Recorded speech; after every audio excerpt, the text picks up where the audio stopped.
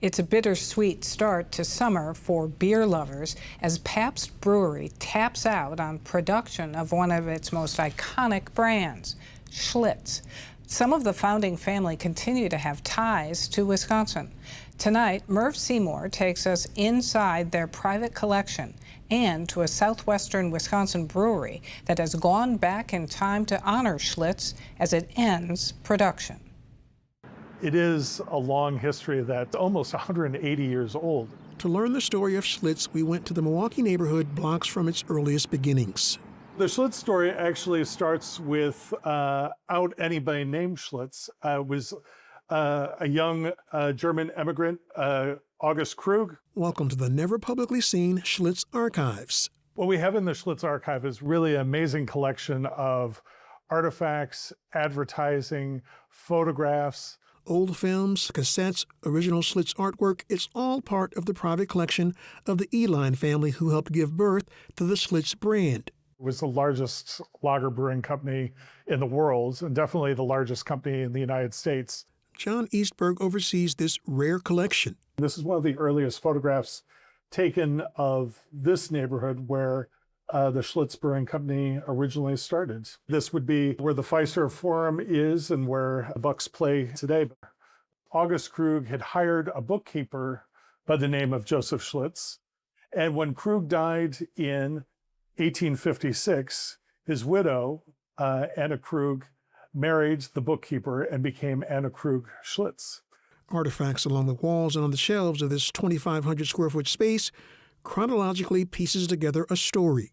This is one of my favorite pieces in our archive. A homemade handwritten spreadsheet from 1889, made by then bookkeeper and largest Schlitz shareholder August Uihlein, Anna Krug Schlitz's nephew. So he took two pieces of Joseph Schlitz Brewing Company letterhead, glued them together, and then detailed the output of all of his local competitors, but also his national competitors. He is listing all the different breweries across America, and then Schlitz is at the very bottom. Just over a decade later, Schlitz would rise to the top of the list. Each piece is another piece to the puzzle of a company that essentially started in 1849 and has run in one way, shape, or form all the way to 2026. There are original ads used during Prohibition when beer companies were simply trying to survive. Schlitz launches its own brand of non-alcoholic beers, sodas, and candies. Their idea was to produce high-quality chocolate, and they built a specific plant for it. They created very attractive packaging and advertising. Pabst went into a processed cheese product, and the Uihleins created the Uihlein, spelled phonetically E-L-I-N-E, candy company. You have to have a mission in life. If you think the Uihlein's Schlitz collection is sweet, and in my case, I'm reserving the past of Schlitz. Wait until you see the Schlitz that sits 35 miles to the west. Each one is a specific category on the history of the brewery. I believe there's close to 1,000 bottles in this room. I don't know of any other collection of Schlitz bottles that is this large. 1902, Schlitz became the largest brewery in the world. Brewed the most beer, sold the most beer, and then they created this piece of advertising. This is what we call the Fat Man, and the caption is, "I rule the world." In other words, they control the market and the world. He owns one of only a few of the original Fat Man figures. This is probably 1905, 1910. The best of my knowledge, there's only 3 or 4 surviving. 85 years young. Outdoor saloon sign, probably 1870, 1875. Collector Leonard Jurgensen admits that's a stained glass window out of a saloon in Chicago. He has a problem. Plate glass window right out of the general offices, the front window. Collecting is an addiction. If I've never seen it before, I have to have it. What started out as one simple piece of Schlitz memorabilia has grown into thousands in almost 50 years. I just started to collect out of curiosity. And counting. First known beer case, Schlitz bottled beer. There's not a piece that I have here that I can't tell you why it was created, when it was created, and what was the reason for it. This room really demonstrates is the evolution of the label, the evolution of bottles.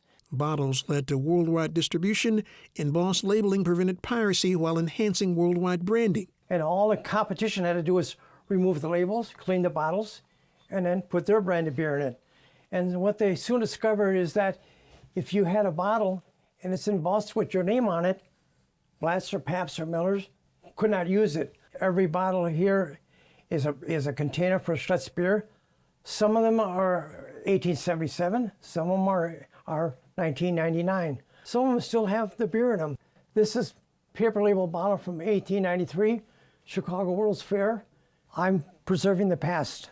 A lot of these things could have ended up in a dumpster in a landfill. A lot of these things I rescued.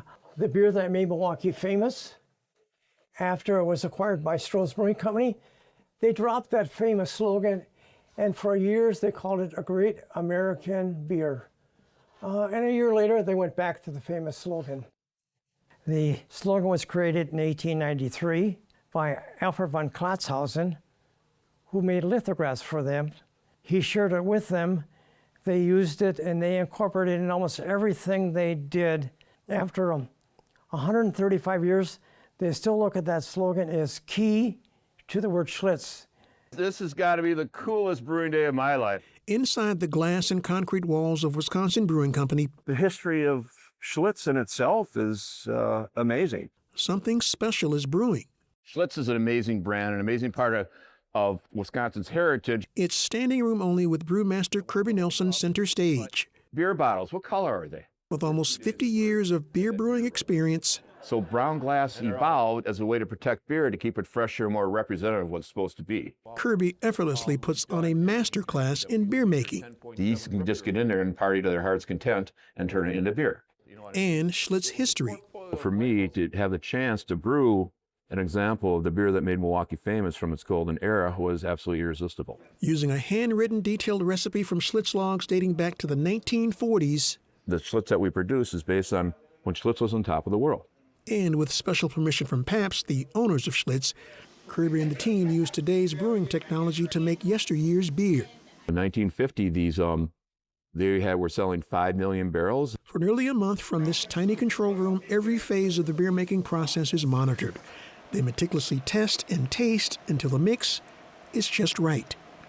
We were there on day one. We're making wort, this liquid yeast food that will be fermented in into that beloved liquid we know as beer. Kirby says for him, this part of modern beer making, it's like watching a giant video game. Back on the barroom floor, see the man in that jacket? Oh, I'm experienced, and I like beer. In fact, if you look at it, I love beer. That's Mark Holzman sporting his rarely seen but hard to miss beer jacket. It's 25 years of collecting patches. I've scoured every antique shop I could find, and I looked for patches that would fit in specific places. He and everyone else here wants to be part of what might be the most important chapter of Schlitz history. I try every kind of beer I can try, and everyone has its own flavor.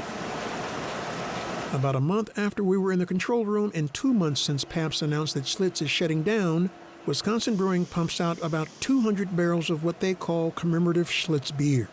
When it's all said and done, over the next 6 or 7 hours, this production line will spit out enough beer to make 3,000 cases, which is about 167,000 cans. Hi, Miss Christine. This is Sadie with Wisconsin Brewing Company. How are you doing? From the brewery's warehouse, Sadie Nelson works to update callers from all over the country, even Canada, on the status of this seeming liquid gold. For so many customers and this brewmaster, their journeys with making and getting a can of Schlitz, it's personal. Because working for Schlitz for 20 years and surprising an 88-year-old man with a 4-pack signed by the brewmaster, I think that there's nothing better. Folks at Wisconsin Brewing tell me that those that are lucky enough will get at least a case of beer. But to help make sure others get a taste, they're also offering 4-packs. When asked why the Schlitz brand has faded, Kirby Nelson and others say it's because Schlitz changed their recipe and people changed their drinking habits. I bet you I've seen 10 breweries going to auction in the last 2 weeks. And a lot of it has to do with there is too much, but again, changing habits. People are really pulling back from alcohol. And beer is in a downward trend right now, but it'll be back. But will Schlitz be back? I'm hopeful that Wisconsin brewer will pick up the label and be able to brew small batches through maybe a lease option with the Pabst Brewing Company. It would be a shame to let such a legacy brand kind of fade away. Fade Away is not just the beer that made Milwaukee famous, but the beer in Milwaukee that will never be forgotten. Reporting from Verona, Milwaukee, and Oconomowoc, I'm Murph Seymour for Here Now.